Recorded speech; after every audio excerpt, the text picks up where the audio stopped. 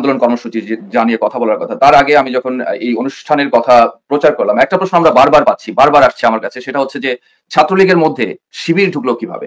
মানে একজন সংখ্যা ধরে বলছে যে ৭৩ জন, আমি জানি না কিভাবে গণনাটা হয়েছে বা কিভাবে আসলে মানে ফিল্টার করছে কারা হেলমেট লিগ ছিল না ছিল। এখন এই প্রশ্নটার উত্তর আমাদেরকে দিতে হবে যে আমরা কিভাবে আসলে ছাত্রলীগ ঢুকলো। এখন আমি আসলে ওপেন করে দিচ্ছি প্রশ্নটা, মানে সাদ্দাম, ইনান, আপনারা যেই কে উত্তর দিতে চান প্রথমে আমি একটু শুনতে চাই আপনাদের কাছ থেকে। ধন্যবাদ। আমাদের তো স্বাভাবিক হ্যাঁ, দুজনেই আপনারা বলুন, আমরা সাদ্দামের কাছ থেকে শুনে নেই। হ্যাঁ, স্বাভাবিকভাবেই আমাদের পথ চলায় তো অবশ্যই ত্রুটি বিচ্যুতি হয়েছে, সাংগঠনিক সীমাবদ্ধতা কিছু ক্ষেত্রে অবশ্যই ছিল, এবং এক ধরনের ইনফিল্ট্রেশন ঘটা, এক ধরনের ইনফ্লুয়েন্স ইন ডিসগাইজ, এক ধরনের ছদ্মবেশে অনুপ্রবেশ করা, এ ধরনের ঘটনা ঘটেছে। এবং এটির পেছনে যে বাস্তবতাটি রয়েছে সেটি হচ্ছে যে বিশেষ করে স্বাধীনতা বিরোধী মৌলবাদী সংগঠনটির ইসলামী ছাত্র শিবির, যারা যুদ্ধাপরাধের দায়ে সম্পৃক্ত এবং বাংলাদেশের মৌলবাদী রাজনীতির প্রধানতম পৃষ্ঠপোষক যারা, তারা কিন্তু তাদের সাংগঠনিক কৌশলই কিন্তু হচ্ছে যে অন্য সংগঠনের অভ্যন্তরে এ ধরনের অনুপ্রবেশটি করা।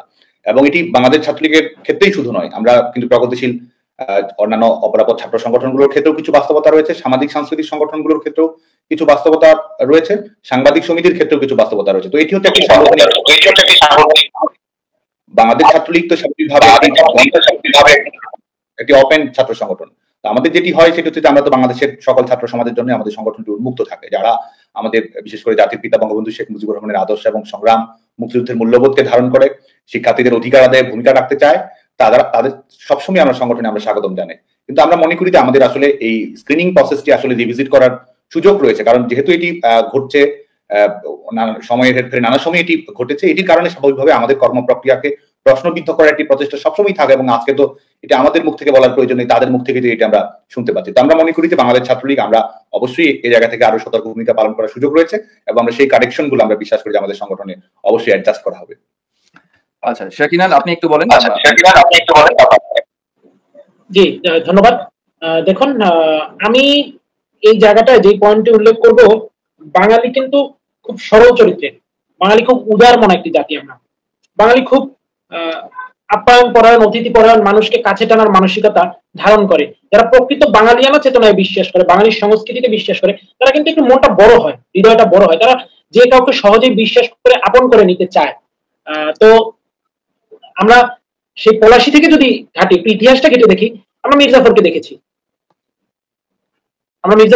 মির্জাফরের শেষ পরিণতিও দেখেছি। আমরা ৭৫-এর মোস্তাককে দেখেছি, আমরা মোস্তাকের পরিণতিও দেখেছি। আমরা এই ২৪-এ নব্য মির্জাফর, নব্য মোস্তাকদেরও ইতিমধ্যে খুঁজে পেয়েছি, দেখেছি, চিহ্নিত করতে পেরেছি। তারা নিজেরাই আত্মপ্রকাশ করেছেন, তারা বীর ব্যাপে বলছেন আমরা এই যুগের মির্জাফর, আমরা এই যুগের মোস্তাক।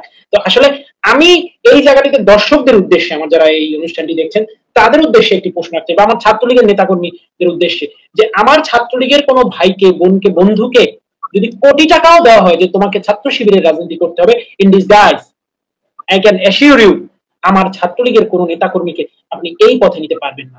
কেন পারবেন না? This the power of মুজিববাদ।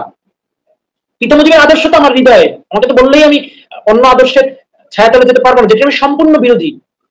তারা যে আদর্শকে ধারণ করে সেটি তো আমার আদর্শের সম্পূর্ণ বিরোধী। এতটা বিরোধিতার একটি জায়গায় এসে ছলনা করে, কপটতার আশ্রয় নিয়ে, চাটুকারিতার আশ্রয় নিয়ে কিভাবে তারা আমার সংগঠনের মধ্যে ছোট ছোট ছোট ছোট খুব ছোট জায়গায় ঢুকে থাকে, এটি তো তাদের প্রতারণা এক প্রকার। This totally fraud, 420। আজকে উপদেষ্টা ফারুকী সাহেবের 840-এর মতো বলতে হয়, প্রকৃত 420, 840 তো এরা। সুতরাং আমরা বলতে চাই, সামনের দিনেও আমাদেরকে আরো সতর্ক হতে হবে। জাতির পিতা 75-এ এই মোস্তাকদের মতো মানুষদের বিশ্বাস করে ভুল করেছিলেন, এই যুগে আমাদের মধ্যে থেকে এরা ক্ষতি করার চেষ্টা করেছে।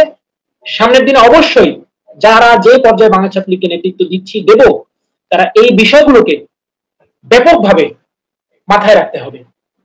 এই অনুপ্রবেশের বিষয়ে আমাদের অত্যন্ত সতর্ক থাকতে হবে এবং কাজ করতে হবে। ইনান, এটার সাথে আমি একটু ফলো আপ প্রশ্নটা আমি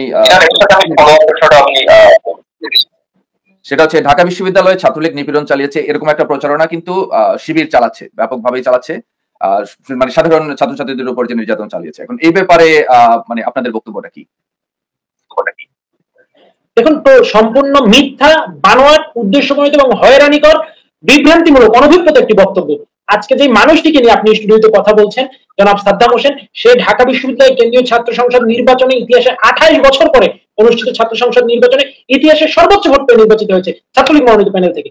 ঢাকা বিশ্ববিদ্যালয়ের শিক্ষার্থীরা যদি ছাত্রলীগকে পছন্দ নাই করতো, তাহলে ডাকসুতে অধিকাংশ পদে, অধিকাংশ কি মোর দ্যান 90% পদে ছাত্রলীগের সমর্থিত প্রার্থীদেরকে কেন ভোট দিয়েছে তারা? নিশ্চয়ই কারণ ছিল, কারণ তারা ছাত্রলীগকে পছন্দ করেছে বলেই তো সেই ভোটটা দিয়েছে। পরবর্তী সময় শিক্ষার্থীরা ছাত্রলীগের ছায়াতলে, ছাত্রলীগের সংস্পর্শে, ছাত্রলীগের সাথে থেকেই এই দেশকে এগিয়ে নেওয়ার জন্য তারা পড়াশোনায় মনোনিবেশ করেছে, তারা পড়াশোনা করেছে, শিক্ষার একটি সুন্দর পরিবেশ ছাত্রলীগ সবসময় বজায় রেখেছে, শিক্ষার্থী তাদের অধিকার নিয়ে পড়াশোনা করেছে, হলে থেকে। আজকে সেই ঢাকা বিশ্ববিদ্যালয় সেই পরিবেশটা নেই। আমার বাংলাদেশ ছাত্রলীগের 2000-এর অধিক নেতাকর্মী আজকে ঢাকা বিশ্ববিদ্যালয়ে ক্লাস করতে পারছে না, পরীক্ষা দিতে পারছে না। এর জবাব আমাকে কে দেবে? আমি এর জবাব চাই। আজকে যারা প্রশাসন পরিচালনা করছেন, আজ হোক কাল হোক, এই জবাব কিন্তু আপনাদেরকে দিতে হবে যে আমার ভাই আমার বোন কেন ক্লাস করতে পারছে না, পরীক্ষা দিতে পারছে না। এটা কি পৃথিবীর কোন সভ্য দেশে হতে পারে? Is it possible? বাংলাদেশের সংবিধান 30 লক্ষ শহীদের রক্তের বিনিময়ে অর্জিত আমার 72-এর যে সংবিধান, সেই সংবিধানে স্পষ্ট উল্লেখ রয়েছে শিক্ষা তো একটি মৌলিক অধিকার ভাই। জাতিসংঘ সনদ দেখেন আপনি, ইউএনএসসিআর, শিক্ষা তো একটি basic human rights all over the world. You should have to ensure it. You do not have any right to violate my basic right. আপনাকে অধিকার কেউ দেয়নি। আপনি কিসের জোরে, কিসের বলে আমার ছাত্রলীগের ভাইদের বোনদেরকে ক্লাস পরীক্ষা যেতে দিচ্ছেন না? আমাদের বলেন আমরা নিপীড়ন করেছি। কবে কখন এরকম হয়েছে? আমি তো ব্যক্তিগতভাবে আমি আইন বিভাগের শিক্ষার্থী ছিলাম। আজকে আমার স্যার, আমি স্যারই বলবো, কারণ বঙ্গবন্ধু কন্যা শেখ হাসিনা শিখিয়েছেন। এই প্রেক্ষাপটেও যখন একদিন তার কাছে আসিফ নজরুল স্যার সম্পর্কে যে কোনো একটি কথা বলেছি, তিনি বলেছেন তোমার ডিপার্টমেন্টের টিচার, ভদ্রতা শিখবা। কারা কি করছে সেটা দেখে নিজেদের পরিবর্তন করো না। ছাত্রলীগের নেতা কর্মীদের শিক্ষকের প্রতি সম্মান থাকতে হবে। শিক্ষক ভালো না খারাপ সেটা ভিন্ন বিষয়, শিক্ষককে শিক্ষক হিসেবে দেখবা। এই যে শেখ হাসিনার শিক্ষা, এই শেখ হাসিনার শিক্ষাটা আমরা ধারণ করি।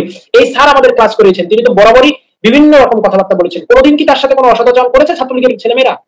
আজকে আমার ঢাকা বিশ্ববিদ্যালয়ের মতো একটি বিশ্ববিদ্যালয়, শত শত শিক্ষক, 100 শিক্ষক ক্লাস করাতে যেতে পারছেন না, পরীক্ষা নিতে যেতে পারছেন না। কেন? তারা মুক্তিযুদ্ধের সপক্ষ শক্তি নিয়ে খোলাখুলি কথা বলেন, স্পষ্ট তারা মুক্তিযুদ্ধের সপক্ষ শক্তির পাশে দাঁড়িয়েছেন। এটাই তাদের অপরাধ। আমার বিভাগে এই যে আজকের তথাকথিত উপদেষ্টা জনাব মাহফুজ আলম উনি করেছেন, কোনদিন কেউ থেকে ক্লাস করতে বাধা দিয়েছে, পরীক্ষা দিতে বাধা দিয়েছে? এগুলো তো আমাদের শিখানো হয়নি। এই সংগঠন ছাত্রলীগ এগুলো কাউকে শিখায় না। বঙ্গবন্ধু কন্যা তার ছাত্রলীগকে এগুলো শিখাননি। বঙ্গবন্ধু চেতনার ছাত্রলীগ এই শিক্ষায় বিশ্বাস করে না। তাহলে আজকে কারা আমাদের বিরুদ্ধে মিথ্যা প্রপাগান্ডা গুলো ছড়াচ্ছে? তারাই ছড়াচ্ছে যারা একদিন ছদ্মবেশে আমাদের মধ্যে থেকে সংগঠনের নানা বিভ্রান্তি সৃষ্টি করার চেষ্টা করেছে, সংগঠনকে বদনাম করার চেষ্টা করেছে, যারা সংগঠনের ভিতরে থেকে বিভিন্নভাবে, বিভিন্ন পর্যায়ে, বিভিন্ন পরিপ্রেক্ষিতে, বিভিন্ন সিচুয়েশনকে স্যাবোটেজ করার চেষ্টা করেছে, তারাই তো এই বিভ্রান্তি গুলো ছড়াচ্ছে। এগুলো সম্পূর্ণ মিথ্যা এবং বানোয়াট। অনেক ধন্যবাদ ইনান। আমরা এবার একটু মূল প্রসঙ্গে ফেরত কোন একটা জায়গা থেকে আসতেছে। আচ্ছা, মূল প্রসঙ্গে ফেরত যাই। আমরা জানি যে আমরা বাংলাদেশের অর্থনৈতিক অবস্থা দিন দিন খারাপ হচ্ছে, এখন কর্মসংস্থান কমছে, মানুষের দ্রব্যমূল্য বাড়ছে, বিনিয়োগ বন্ধ হয়ে যাচ্ছে। এমত অবস্থায় বাংলাদেশ আওয়ামী লীগ পুরো ফেব্রুয়ারি মাস জুড়ে এই আন্দোলন কর্মসূচি দিয়েছে। সেই কর্মসূচি বাস্তবায়নে সহযোগী সংগঠন হিসেবে এগিয়ে এসেছে বাংলাদেশ ছাত্রলীগও। তো আমার পরবর্তী প্রশ্নটা সাদ্দাম আপনার কাছে, আপনাদের প্রস্তুতি কেমন? আন্দোলন আমরা ইতিমধ্যে জানি যে শুরু হয়ে গেছে আন্দোলন, অনেক জায়গায় আমরা ভিডিও দেখতে পাচ্ছি যে লিফলেট বিতরণ চলছে। আপনাদের প্রস্তুতি কেমন, কর্মকাণ্ড কেমন চলছে, একটু আপডেট দিবেন। বাংলাদেশ আওয়ামী লীগ ঘোষিত যে কর্মসূচি, সেটি আমরা বাংলাদেশের ছাত্র সমাজের পক্ষ থেকে আমরা সংহতি প্রকাশ করেছি। কারণ আমাদের এই জবরদখলকারী, এই ফ্যাসিস্ট শোষকদের কাছ থেকে জনগণের ক্ষমতায়ন যদি সুনিশ্চিত করতে হয়, তাহলে এটির বিরুদ্ধে তীব্র গণ আন্দোলনের কোনো বিকল্প আমাদের সামনে নেই। জনগণের একটি বিকল্প সংগ্রাম, জনগণের একটি বিকল্প এই অবৈধ সরকারকে উৎখাত করা, জনগণের একটি বিকল্প সেটি হচ্ছে জনগণের নির্বাচিত প্রতিনিধিদের কাছে ক্ষমতা পুনঃপ্রতিষ্ঠিত করা। তো সেই লক্ষ্যে আমরা কাজ করছি এবং আমরা বিশ্বাস করি, বিশেষ করে যেহেতু বাংলাদেশ আওয়ামী লীগের যে কর্মসূচিগুলো দেওয়া হয়েছে, যে দফাগুলো দেওয়া হয়েছে, দাবিগুলো দেওয়া হয়েছে, এটি সত্যিকার অর্থে বাংলাদেশের মানুষের মনের দাবি। বাংলাদেশের মানুষ তাদের নিত্য জীবনে প্রত্যেকটি মুহূর্তে যেসব সংকট মোকাবেলা করছে, যেসব ক্রাইসিসে তারা থাকছে, ছেলেমেয়েরা যেসব সংকটের মুখোমুখি আছে, সেগুলোকে কিন্তু বাংলাদেশ আওয়ামী লীগ অ্যাড্রেস করার চেষ্টা করেছে। এবং আমরা বাংলাদেশ ছাত্রলীগের পক্ষ থেকে আমরা যে যুগপৎ কর্মসূচি ঘোষণা করা হয়েছে, সেটি আমরা সেই কর্মসূচিগুলো পালন করে যাচ্ছি। এবং যে অর্থনৈতিক বিষয়টি আপনি শুরুতেই বললেন, তো সার্বিকভাবে আমাদের শেখ হাসিনা আমাদের $1 ট্রিলিয়ন ইকোনমির স্বপ্ন দেখিয়েছিলেন এবং স্মার্ট বাংলাদেশ বিনির্মাণের মাধ্যমে আমরা সেদিকেই যাচ্ছিলাম। অথচ এই আজকে 5 আগস্ট পরবর্তী বাস্তবতায় বাংলাদেশে নতুন করে দারিদ্র সীমার আওতায় আরো 1 কোটি মানুষ সেখানে নতুন করে সম্পৃক্ত হয়েছে। সোশ্যাল সেফটি নেটের আওতায় আমাদের প্রিয় নেত্রী বঙ্গবন্ধু কন্যা দেশরত্ন শেখ হাসিনা কয়েক কোটি মানুষকে এই সামাজিক সুরক্ষা খাতের আওতায় নিয়ে এসেছিলেন। আজকে কিন্তু সবগুলো এই যে রাষ্ট্রীয় কল্যাণধর্মী যে রাষ্ট্র ব্যবস্থা শেখ হাসিনা গড়ে তুলেছিলেন, ওয়েলফেয়ার ইকোনমি যেভাবে তিনি গড়ে তুলেছিলেন, সেটি কিন্তু আজকে এক ধরনের বিপর্যস্ত হয়েছে।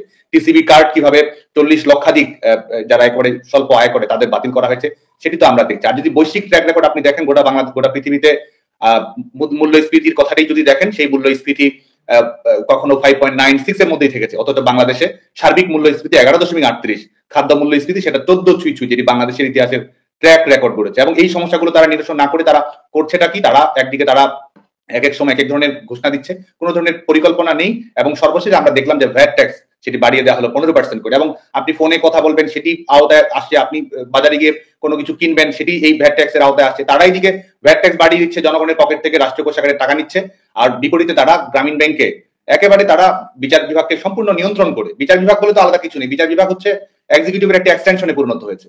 রায় কি হবে না হবে এটি এই যমুনা থেকে ঠিক করে দেওয়া হচ্ছে, এবং সেখানে তারা 666 কোটি টাকা তারা মওকুফ করে দিচ্ছে রাষ্ট্রীয় পাওনা। তারা গ্রামীণ ব্যাংকের টানা 5 জনগণের উপরে তারা 15% ভ্যাট ট্যাক্স দিচ্ছে, আর গ্রামীণ ব্যাংকের মতো প্রতিষ্ঠানকে তারা 5 বছরের কর মুক্তির আওতায় থাকার সুযোগ করে দিচ্ছে। তো আমাদের, এবং বিশেষ করে আমাদের কলকারখানার কথা যদি আপনি দেখেন, বাংলাদেশে তো বিনিয়োগের কোনো পরিবেশই নেই, এবং বাংলাদেশে যারা নিরপেক্ষ বিশ্লেষক রয়েছেন এবং যারা হয়তো আওয়ামী লীগ সরকারের সমালোচনা করেছেন, তারাও কিন্তু বলছেন যে বাংলাদেশে বিনিয়োগের ন্যূনতম কোনো পরিবেশ নেই, কলকারখানাগুলো অচলাবস্থার মধ্যে রয়েছে, শ্রমিকেরা যেভাবে বিশেষ করে কলকারখানা থেকে চাকরি ছাড়া হয়ে যাচ্ছে, তো বেকারত্ব কিন্তু একটা দুর্বিষহ যন্ত্রণার মধ্যে দিয়ে যাচ্ছে। এর মধ্যে মানুষ সেখানে সার পাচ্ছে না, এখানে বিদ্যুৎ সংকটের মধ্য দিয়ে মানুষ যাচ্ছে। তো প্রত্যেকটি ক্ষেত্রেই একটি রাষ্ট্র ব্যবস্থাকে একটি হজবরল রাষ্ট্র ব্যবস্থার দিকে আসলে নিয়ে যাচ্ছে। তো যে কারণে আমরা মনে করি যে বাংলাদেশ আওয়ামী লীগ যে কর্মসূচি ঘোষণা দিয়েছে, এটি বাংলাদেশের জনগণের কর্মসূচি, এবং আমরা বিশ্বাস করি যে আজকে 1 তারিখ থেকে লিফলেট, প্রচারপত্র, বিল 1 থেকে 5 তারিখ পর্যন্ত যেটি চলবে, এবং আজকে এই কর্মসূচি সূত্র ধরেই বলি, বাংলাদেশ আওয়ামী লীগের কর্মসূচির প্রতি আমরা সংহতি জানিয়েছি ছাত্র সমাজের পক্ষ থেকে, এবং একই সঙ্গে বাংলাদেশ ছাত্রলীগ তার কিছু কর্মসূচি ঘোষণা করেছে ছাত্র সমাজের দাবিগুলোকে প্রাধান্য দিয়ে, যেটিতে আমরা বলেছি যে আমাদের ভবিষ্যতে এই আমাদের বিশেষ করে আমাদের জিডিপির 6% যেন শিক্ষা খাতে ব্যয় করা হয়, সে ব্যাপারে যেন জাতীয় ঐক্যমত্য তৈরি হয়, ছাত্র সংসদ ভিত্তিক ছাত্র রাজনীতি যেন বাংলাদেশের প্রতিষ্ঠিত করা সম্ভব হয়, এবং আমাদের যে বিশেষ করে কারিগরি কলেজগুলোতে যারা পড়ছে, কারিগরি প্রতিষ্ঠান বিশ্ববিদ্যালয়গুলোতে যারা পড়ছে, তাদের জন্য জব প্লেসমেন্টের সুবিধা হয়, লেখাপড়া শেষ করে এক ধরনের ক্যারিয়ার ফেস্টিভ্যালের মাধ্যমে হয়। আমাদের ছাত্ররা যারা রয়েছে, আমাদের ছাত্ররা যেন স্টুডেন্ট পাস ব্যবহার করে আমাদের গণপরিবহন ব্যবহার করতে পারে। এবং আমরা সবচেয়ে বেশি যেটিতে ফোকাস করেছি, আপনি জানেন যে এই 15 বছরে যতজন ভেরিফিকেশনের কারণে চাকরি বাতিল হয়েছে, এই ফ্যাসিস্ট ইউনূস 1 BCS তার চেয়ে বেশি, এমনকি শুধুমাত্র রেজাল্ট কিন্তু না, তাদের প্রশিক্ষণ শেষ, ট্রেনিং শেষ, তাদের চাকরি তারা বাতিল করে দিয়েছে। যে কারণে আমরা সুস্পষ্ট হয়ে বলেছি যে এই কেউ যদি ফৌজদারি অপরাধে দণ্ডপ্রাপ্ত হয়ে থাকে, তাকে সেক্ষেত্রে ভিন্ন বিষয়, কিন্তু ফৌজদারি অপরাধে দণ্ডপ্রাপ্ত, এমনকি মামলা থাকলেও তো সেটি নানা কারণেই মামলা হতে পারে, ফৌজদারি অপরাধে দণ্ডপ্রাপ্ত হওয়া ব্যতীত সবাইকে ভেরিফিকেশন প্রথাটি আমরা বাতিল করার জন্য আহ্বান জানিয়েছি। এবং আজকে বাংলাদেশে আপনি জানেন যে বিসিএস এর লিখিত পরীক্ষা এবং মৌখিক পরীক্ষার নম্বর কিন্তু প্রকাশ করা হয় না, সেটি আমরা বলেছি, এবং বিসিএস কে 1 বছরের মধ্যেই এই যে বিশেষ করে কিছুটা দীর্ঘসূত্রতা হয়েছে, আর এই সরকারের আমলে তো বিশেষ পরীক্ষা বলে কিছু নেই, তো সেখানে আমরা এই দীর্ঘসূত্রিতা যেন না থাকে সেই সমস্যাগুলো নিরসন করার জন্য আমরা আহ্বান জানিয়েছি। এবং আমাদের ছেলেমেয়েদের অন্যান্য আনুষঙ্গিক সুবিধা, একটি উচ্চশিক্ষা প্রতিষ্ঠানের গুণগত মান, এডুকেশন লোনের কথা আমরা বলেছি, যাতে করে উচ্চশিক্ষা অর্জন করতে পারে। তো এই দাবিগুলো এবং বাংলাদেশ আওয়ামী লীগের যে দাবিগুলো রয়েছে, এটির জন্য 1 থেকে 5 তারিখ লিফলেট বিতরণ কর্মসূচি যেটি চলমান রয়েছে, 6 তারিখে বিক্ষোভ মিছিল এবং প্রতিবাদ মিছিল এবং সমাবেশ রয়েছে, 10 তারিখে আপনি জানেন যে বিক্ষোভ সমাবেশ রয়েছে, 16 তারিখে আমাদের অবরোধ, যেটি সড়ক পথ, রেলপথ, নৌপথ অবরোধ রয়েছে, এবং 18 তারিখে সর্বাত্মক হরতাল দেওয়া হয়েছে। এবং আমরা আজকে যদি বলি আমাদের আজকের দিনের অভিজ্ঞতা, আমাদের বাংলাদেশ আওয়ামী লীগের যে ঘোষিত কর্মসূচি, সেটি কিন্তু সাধারণ মানুষ, অনেকে হয়তো আওয়ামী লীগের সঙ্গে সম্পৃক্ত নয়, তারা আমরা দেখেছি যে আমাদের কাছে ভিডিও আছে, আমাদের হোয়াটসঅ্যাপে মেসেজ এসেছে, সামাজিক যোগাযোগ মাধ্যমে এসেছে, অনেকে কিন্তু নিজেরা সেটি প্রিন্ট করে আওয়ামী লীগের অফিসিয়াল পেজ থেকে প্রিন্ট করে সাধারণ মানুষের কাছে নিজেরা প্রচারণা করেছে। অনেক জায়গায় আমরা দেখেছি দলীয় নেতাকর্মীরা লিফলেট বিতরণ করতে যাচ্ছে, সেখানে হয়তো এই ফ্যাসিস্টের পেটোয়া বাহিনী কিংবা তারা বাধা দেওয়ার চেষ্টা করছে, সাধারণ মানুষ কিন্তু রুখে দাঁড়াচ্ছে। এবং যখন আওয়ামী লীগের বার্তা নিয়ে, শেখ হাসিনার বার্তা নিয়ে মানুষ এই লিফলেট বিতরণ করতে যাচ্ছে, চারপাশে একটি করতাল, চারপাশে একটি উদ্ভাস, চারপাশে একটা আনন্দমুখর পরিবেশ, এবং সাধারণ মানুষের যে সমর্থন আসছে, আমরা মনে করি যে এই সরকারের পায়ের নিচ থেকে মাটি সরে আছে। সাধারণ মানুষের যে দাবি রয়েছে, মনের কথা রয়েছে, সাধারণ মানুষের যে বেদনা রয়েছে, ব্যথা রয়েছে, আওয়ামী লীগের কর্মসূচিতে সেই বেদনাগুলো ফুটে উঠেছে, এবং আওয়ামী লীগ একটি পরিষ্কার রোড ম্যাপ দিয়েছে এগুলো সমাধান করে। এবং বাংলাদেশ আওয়ামী লীগের কাছ থেকে বাংলাদেশের মানুষ সেটি পেয়েছে। বিশেষ করে বাংলাদেশের মানুষের সবচেয়ে বেশি যেটি চাওয়া স্টেবিলিটি, ডেভেলপমেন্ট, স্বস্তি, নিরাপত্তা, সেটি শেখ হাসিনা সরকারের কাছ থেকেই বাংলাদেশের মানুষ পেয়েছে। তো বাংলাদেশের মানুষ কিন্তু আজকে রেজাল্ট শিট দেখছে, এই সরকারের রেজাল্ট শিট দেখছে, শেখ হাসিনা সরকারের 15 বছরের রেজাল্ট শিট দেখছে, এবং সেখানে সুস্পষ্ট ভাবে আজকে রাষ্ট্রীয়ভাবে তারা আজকে আমাদের প্রিয় নেত্রীকে নিয়ে, জনগণের নয়নমণিকে নিয়ে নানা ধরনের অপপ্রচার চালানো হচ্ছে। তারা অপপ্রচার করছে, তারা প্রত্যেক দিন এই মিডিয়াগুলো কুক্ষিগত করে যা ইচ্ছে তাই প্রচার করছে। জনগণ কিন্তু লিখে দিচ্ছে শেখ হাসিনাতেই আস্থা। তারা এখানে এই টিসিবি কার্ড বাতিল করে দিচ্ছে, এই দিচ্ছে। মায়েরা কিন্তু মনে যাতে শেখ হাসিনার জন্য দোয়া করছে। এবং যারা বিশ্ববিদ্যালয়ের ছেলে মেয়ে এক ধরনের ত্রাসের পরিবেশ, ভয়ের পরিবেশ রাখা হয়েছে, তাদেরকে কিন্তু নানাভাবে এক ধরনের নিপীড়নমূলক পরিবেশ তারা চাপিয়ে দেওয়ার চেষ্টা করছে। কিন্তু তারা বলছে বাংলাদেশ আওয়ামী লীগের কথা। এই যে সাধারণ মানুষের একটি স্বতঃস্ফূর্ত সমর্থন বাংলাদেশ আওয়ামী লীগ অর্জন করেছে, আমরা মনে করি যে এটি আওয়ামী লীগের শক্তি, এটি ছাত্রলীগের শক্তি, এবং এটির পর ভিত্তি করেই এই জবরদখলকারী সরকারের পরাজয় নিশ্চিত করতে হবে, এবং জনগণই সেটি করবে বলে আমি বিশ্বাস করি। আচ্ছা, অনেক ধন্যবাদ সাদ্দাম। আমি এর পরের প্রশ্নটা, মানে সেটাও অনেকেই অভিযোগ করছে, সেটা আমি নিজে আসলে একই সমস্যাটা ফেস করি, সেটা হচ্ছে যোগাযোগ। অবশ্যই আপনাদের মানে কয়েক লক্ষ কর্মী, সবার সাথে যোগাযোগ করা সম্ভব না আপনাদের সরাসরি। অনেকে অভিযোগ করছে যে যোগাযোগ করে আপনাদেরকে পাওয়া যাচ্ছে না। তো এখন আপনারা মানে কোনো চেইন অফ কমান্ড কি তৈরি করেছেন কিনা, বা কোনো নির্দেশনা কি আছে কিনা যেটার মাধ্যমে কর্মীরা, তৃণমূলে যে কর্মীরা আছে তারা যোগাযোগ করতে পারে একে অপরের সাথে বা সংগঠিত হতে পারে, বা কিভাবে আপনারা যোগাযোগটা মেনটেন করছেন, এই ব্যাপারে একটু যদি বলেন। আমি ইনানের কাছে যাবো এই প্রশ্নটা নিয়ে। এক সেকেন্ড ইনান। ফলপ্রসূ এবং সময়োপযোগী একটি বিষয় আপনি তুলে এনেছেন। দেখুন, এটি তো সত্য, 5 আগস্ট যা হয়েছে এই দেশে এবং 5 আগস্ট পরবর্তী সময়, অন্তত পরবর্তী 1-2 মাস যা হয়েছে, এই পরিপ্রেক্ষিতে আমাদের যে সাংগঠনিক কাঠামো, আমাদের যে ইন্টারনাল অ্যাক্টিভিটি বা নেটওয়ার্ক, অভ্যন্তরীণ যোগাযোগ, সেটি কিন্তু অনেক ক্ষেত্রেই প্রথম 2 মাস খুবই বাধাগ্রস্ত ছিল। আগস্ট 5 তারিখ থেকে সেপ্টেম্বর অক্টোবরের শুরুর দিক পর্যন্ত। এরপর মোটামুটি সারা দেশে আমাদের যে কমিউনিকেশনটি সেটি রিএস্টাবলিশ হয়, এবং এখন কিন্তু আমাদের 90% ক্ষেত্রে একেবারে উপজেলা ইউনিয়ন পর্যন্ত একটা কমিউনিকেশন চেইন রিবিল্ড হয়েছে, পুনঃস্থাপিত হয়েছে।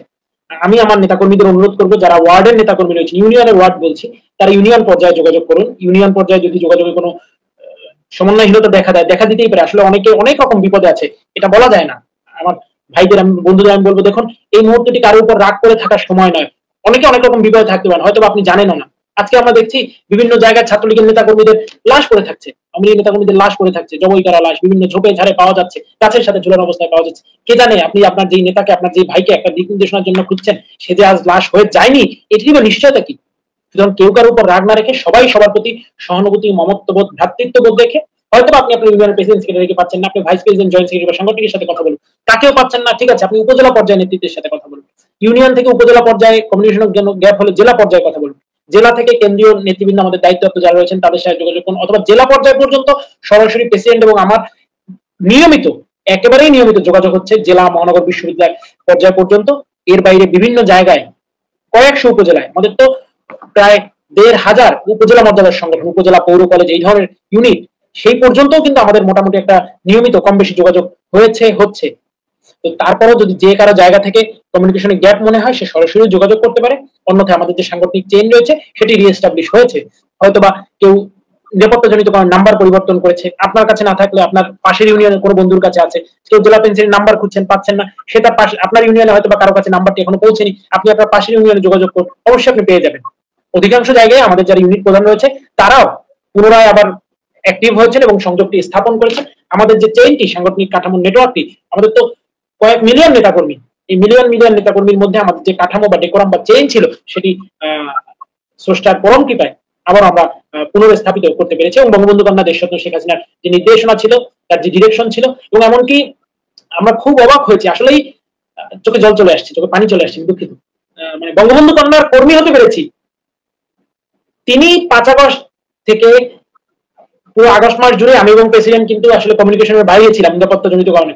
তিনি অনেক জেলা, উপজেলা, ইউনিয়ন পর্যায়ে নিজে যোগাযোগ করেছেন, ছাত্রলীগ প্রেসিডেন্সির জায়গায় কিংবা আমাদের কেন্দ্রীয় জায়গায় তিনি নিজে কথা বলেছেন। তিনি নিজে নেতাকর্মীদের মনোবল চাঙ্গা করেছেন, তাদের সমস্যা অসুবিধা নিয়ে কথা বলেছেন। সত্যি আমরা গর্বিত, আমরা বঙ্গবন্ধু কন্যা শেখ হাসিনার কর্মী। সত্যি আমরা গর্বিত, আমরা এমন একটি সংগঠনের সভাপতি, সাধারণ সম্পাদক হিসেবে দায়িত্ব পালন করছি, যেই সংগঠনের নেতাকর্মীরা প্রত্যেকেই অন্য যে কোনো সংগঠনের শীর্ষ নেতৃত্বের থেকে অনেক বেশি যোগ্যতা সম্পন্ন, অনেক বেশি সাহসী। এটা আমাদের জন্য অত্যন্ত আনন্দের। সাদ্দাম, আচ্ছা, ইনানের মাইকে মনে হয় একটু সমস্যা হচ্ছে। আচ্ছা, আমি ইনান, আমি আপনাকে মিউট করে রাখছি, যখন আপনি কথা বলবেন আপনার কাছে যাবো। সাদ্দাম, এরপর প্রশ্নটা আপনার কাছে। আমরা মানে দেখলাম যে ক্ষমতা গ্রহণ করার পরে প্রথমেই হচ্ছে ইউনূস সাহেব যেটা করলেন যে ছাত্রলীগ নিষিদ্ধ করেন। তো আমার কথা হচ্ছে যে ছাত্রলীগকে এত ভয় কেন? আপনার কেন মনে হয়, কেন ছাত্রলীগকে এত ভয় পায়? ছাত্রলীগ এখনো মাঠে আছে, আমরা দেখতে পাচ্ছি, সক্রিয় আছে, এটাই কি কারণ? বা আজকে যে কর্মসূচি হলো, আমরা দেখতে পাচ্ছি যে অসংখ্য ভিডিও আসছে। এখন এই ব্যাপারে যদি আজকের বিষয় একটু স্পষ্ট আমাদেরকে একটু আপডেট দেন। আর হচ্ছে যে ছাত্রলীগকে ভয় পায় কেন? মানে ভয় পাওয়ার কারণটা কি? আপনাদের স্ট্রেংথটা কোথায়? কেন ইউনূস এত ভয় পায় ছাত্রলীগকে? ফ্যাসিস্ট ইউনূস তো ফ্যাসিস্ট ইয়াহিয়ার পথেই হেঁটেছে। আর আমরা মনে করি যে এই যে অবৈধ সরকার, যাদের জনগণের কোনো ম্যান্ডেট নেই, কোনো গণরায় নেই, কোনো সাংবিধানিক ধারাবাহিকতা নেই, জবরদখল করে ক্ষমতা কুক্ষিগত করে রেখেছে, তাদের এই যে অগণতান্ত্রিক শাসন ব্যবস্থা, এটির নিরাপত্তা, এটির সেফটি নিশ্চিত করার জন্যই তারা বাংলাদেশ ছাত্রলীগকে নিষিদ্ধ করার প্রহসন মন্তস্থ করেছে। কারণ তারা চায় যে তাদের যে অগণতান্ত্রিক ক্ষমতা, এটি যেন প্রশ্নহীন ভাবে বাংলাদেশে পরিচালিত করা যায়, এবং তাদের যে পরবর্তী এজেন্ডাগুলো রয়েছে, যে মৌলবাদী কর্মকাণ্ডগুলোকে তারা পৃষ্ঠপোষকতা প্রদর্শন করছে, সেই বিষয়গুলো যেন নির্বিঘ্নে পরিচালনা করা সম্ভব হয়, সেটিও কিন্তু তাদের আরেকটি লক্ষ্য। এবং আমরা জানি যে এই জুলাই আগস্টের হত্যাকাণ্ডগুলোর সঙ্গে সম্পৃক্ততা কাদের, এটি কিন্তু আজকে বাংলাদেশের যারা নিরপেক্ষ বিশ্লেষক, যারা হয়তো আওয়ামী লীগের সমালোচক, ছাত্রলীগের সমালোচক, তাদের আলাপ আলোচনা, তাদের জবানবন্দিতেই ফুটে আসছে। এবং এটির জন্য সবচেয়ে বড় প্রমাণ কিন্তু সরকারের দেওয়া বিজ্ঞাপন, সরকারের দেওয়া প্রজ্ঞাপন, যে সরকার সেখানে বলছে তারা ইন্ডেমনিটি জারি করেছে। বঙ্গবন্ধুর হত্যাকারীদের মুক্তি দেওয়ার জন্য যেমন ইন্ডেমনিটি দেওয়া হয়েছিল, আজকে সেই ধারাবাহিকতায় আজকে এই জবরদখলকারী ইউনূস, তিনি আজকে এই ইন্ডেমনিটি দিয়েছে, এবং ইন্ডেমনিটি দিয়ে বলেছে যে আপনি এই হত্যাকাণ্ডগুলোর সঙ্গে যারা সম্পৃক্ত এই সময়ের মধ্যে, তাদেরকে আইনের আওতায় নিয়ে আসা যাবে না, তাদের কোনো প্রশ্ন করা যাবে না, তাদের বিষয়ে কোনো তদন্ত করা যাবে না। তো এই যে শিশু হত্যা করেছে, ছাত্রদের হত্যা করেছে, বিভিন্ন পর্যায়ে নাগরিকদের তারা হত্যা করেছে, এবং এই মেটিকুলাস ডিজাইন, যেটি তিনি নিজে বলেছেন, পরবর্তী এই সন্ত্রাসী সমন্বয়কগণ নিজেরা জবানবন্দিতে বলেছে যে তারা তাদের পরিকল্পনাটি কি ছিল, পুলিশকে তারা কিভাবে হত্যা করতে চেয়েছে, থানাগুলো তারা কিভাবে লুট করেছে, কিভাবে তাদের প্রস্তুতি ছিল। এবং 5 আগস্টের পরে যদি আপনি দেখেন যে কারাগার থেকে শীর্ষ সন্ত্রাসীদের মুক্তি দেওয়া হচ্ছে, জঙ্গিদের মুক্তি দেওয়া হচ্ছে, এই সরকার আদিবাসীদের উপরে যখন হামলা করা হয়, তখন আদিবাসীরা যখন প্রতিবাদ করে, তখন তাদের উপর হামলা করার জন্য পুলিশের কিন্তু 1 সেকেন্ডও সময় লাগে না। যখন ইবতেদাইয়া মাদ্রাসার শিক্ষকেরা যখন যৌক্তিক দাবিতে আন্দোলন করে, তখন কিন্তু পুলিশের পৌঁছাতে সময় লাগে না। অথচ এই একই অবৈধ সরকার, তারা কিন্তু এই শীর্ষ সন্ত্রাসী জঙ্গিরা 5 আগস্ট কারাগার থেকে রাষ্ট্রীয় পৃষ্ঠপোষকতায় মুক্তি পেয়েছে, এবং তাদের ব্যাপারে কিন্তু এক ধরনের ব্ল্যাঙ্ক চেক তারা প্রদর্শন করেছে। তো এই যে হত্যাকাণ্ডের ঘটনাগুলোর ব্যাপারে বাংলাদেশের জনগণের ক্রমান্বয়ে সচেতনতা বাড়ছে, এটিকেও তারা যেন কোনো ধরনের চ্যালেঞ্জের সম্মুখীন না হয়, এটি তারা নিশ্চিত করতে চেয়েছে। এবং বিশেষ করে বাংলাদেশের তারুণ্য যারা, এবং বাংলাদেশ ছাত্রলীগের যে সাংগঠনিক শক্তি রয়েছে, তরুণ প্রজন্মের সঙ্গে মিথস্ক্রিয়া রয়েছে, এবং এটিকেও কোনোভাবে পরাহত করা, এটিকে ভিন্ন খাতে ঠেলে দেওয়া, এটি। এবং আরেকটি লক্ষ্য হচ্ছে যে এই নিষিদ্ধ করা, একদিকে নিষিদ্ধ করেছে, বিপরীত দিকে তারা জামাত শিবিরকে এক ধরনের ওপেন স্পেস দিয়েছে, স্টেট স্পন্সর্ড এক ধরনের তাদের স্পেস তারা তৈরি করে দিয়েছে। এই বিষয়গুলো সুনিশ্চিত করার লক্ষ্য, এবং তারা যে আজকে দেশ থেকে যেভাবে এই নানা পন্থায় অর্থ লুট করা হচ্ছে, শেয়ার বাজার থেকে কেলেঙ্কারির ঘটনা ঘটছে, এবং যা ইচ্ছে তাই করার যে কর্মকাণ্ড, এই সংবিধানে হাত দিচ্ছে, এটা করছে, সেটা করছে, নিয়ম শৃঙ্খলা, আইন বিধি সমস্ত কিছু লঙ্ঘন করছে, বিচারপতিদের কিভাবে অপসারণ করা হয়েছে, বিচারপতি নিয়োগ আইন করা হয়নি, অথচ 23 জন বিচারপতিকে কিভাবে নিয়োগ করা হয়েছে, এই যে বিচার বিভাগকে নিয়ন্ত্রণ করা, মিডিয়াকে নিয়ন্ত্রণ করা, জবরদখল করা, প্রত্যেকটি ক্ষেত্রেই যে তাদের এই প্রবণতা, এই যে ফ্যাসিস্ট রাষ্ট্র ব্যবস্থা গড়ে তোলার যে প্রবণতা, এটিকে তারা নিরঙ্কুশ রাখতে চেয়েছে, তাদের ফ্যাসিস্ট রাষ্ট্র ব্যবস্থাকে তারা অপ্রতিদ্বন্দ্বী করতে চেয়েছে, এবং এটির কারণেই তারা এই বাংলাদেশ ছাত্রলীগের উপরেই নিষেধাজ্ঞা আরোপ করেছে, যাতে করে এটিকে নিরঙ্কুশ রাখা যায়। কিন্তু আমরা সুস্পষ্ট করে বলতে চাই যে এই বঙ্গবন্ধু যারা খুনি ছিল, তারাও হাতে রিভলভার নিয়ে 3 মাস বাংলাদেশ দোর্দণ্ড প্রতাপে চালিয়েছে। তো এটাই এন্ড অফ হিস্ট্রি নয়, এটাই ইতিহাসের শেষ নয়। বাংলাদেশ ছাত্রলীগই শেষ কথা বলবে, এবং এই জবরদখলকারী, এই খুনি, এই দখলদার বাহিনীর পতন ঘটিয়ে গণতন্ত্রের বিজয় বাংলাদেশ ছাত্রলীগের রচনা করবে। অনেক ধন্যবাদ সাদ্দাম। এরপর প্রশ্নটা ইনান আপনার কাছে। আমি মানে সাদ্দামের কাছ থেকে কিছুটা উত্তর পেলাম। আজকের আপডেট কি, আমরা আজকে কি শুনতে পাচ্ছি, ছাত্রলীগের কর্মসূচি কিভাবে পালন করছে, একটু যদি আজকের জি ধন্যবাদ। আজকে তো আসলে খুবই অভূতপূর্ব সাড়া আমরা পেয়েছি ইতিমধ্যেই। আপনি ইতিমধ্যে বিভিন্ন মাধ্যমে হয়তোবা কয়েক শত প্রচারণার ভিডিও, ছবি আপনিও হয়তোবা দেখেছেন, এবং আমাদের কাছে যেই রিপোর্ট তথ্য এসেছে সারাদিনের আমাদের দায়িত্বপ্রাপ্ত নেতৃবৃন্দের মাধ্যমে আমরা এখন পর্যন্ত যা তথ্য পেয়েছি, তাতে আজকে ছাত্রলীগের নেতাকর্মীরাই, রিপিট, শুধু ছাত্রলীগের নেতাকর্মীরাই কয়েক হাজার স্পটে, সারা দেশে অন্তত 1,500 থেকে 2,000 স্পটে তারা লিফলেট এবং প্রচারপত্র বিলি হয়েছে। এবং খুব ইন্টারেস্টিং যে ইস্যুটি হচ্ছে, সেটি হচ্ছে জনগণ খুবই আন্তরিকভাবে তাদের গ্রহণ করেছে। Public response is very high এবং খুবই আন্তরিক। এটা আমাদের জন্য খুবই আনন্দের একটি বিষয়, এবং জনগণ কিন্তু ফুঁসে উঠছে। আমাদের নেতাকর্মীরা যেখানেই গিয়েছে, তারা শুধু লিফলেটটি হাতে দিয়ে বলেছে আমি জয় বাংলার লোক। আমাদের নেতাকর্মীরা যেখানেই গিয়েছে, তারা শুধু লিফলেটটি হাতে দিয়ে বলেছে আমি শেখ হাসিনার লোক। অনেক জায়গায় অনেক ছবি আছে, আমি দেখে আবেগ আপ্লুত হয়ে গিয়েছি, যে হয়তোবা একজন মাছের বাজারে মাছ ব্যবসায়ী, তাকে জয় বাংলার লোক বলে যখন লিফলেটটি দেওয়া হচ্ছে, সে তার ওই হাতে মাছটি রেখে সে আমার কর্মীকে হয়তোবা জড়িয়ে ধরছে যে ভাই আমাদের বাঁচান। আজকে যে লোকটি রিক্সা চালায়, সে হয়তোবা রিক্সার সিটে বসে আমার নেতাকে, আমার কর্মীকে জড়িয়ে ধরছে। এটি কিন্তু মানুষের আবেগ, মানুষের উচ্ছ্বাস, মানুষের কণ্ঠস্বর কিন্তু বেশি দিন আর দাবিয়ে রাখা যাবে না, সুযোগ নেই, মানুষ ফুসে উঠছে।